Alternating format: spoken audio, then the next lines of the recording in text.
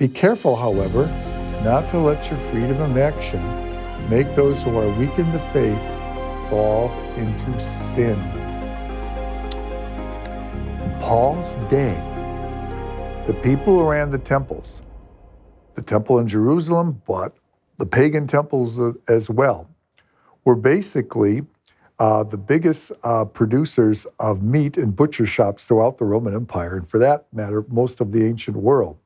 Because when people came to sacrifice a sheep or a goat or a cow, the temple priests, both in Jerusalem and the pagan temples, would only burn a little bit of the meat. They'd sell the rest of the meat. They'd salt it and have it sold that way, or they'd sell it in local butcher shops or smoke it. And so therefore, when you went to a butcher shop pretty much anywhere in the ancient world to get a cut of meat, the odds are pretty darn good that that cut of meat was from a temple of some kind. So what do you do if you're a Christian? If you eat that meat, are you supporting the pagan temple?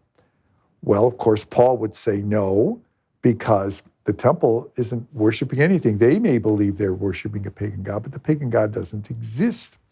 And as far as the Jewish temple goes, those sacrifices are no longer needed, for Christ himself took upon himself our sins, and there's no need to sacrifice sheep or goats or something like that.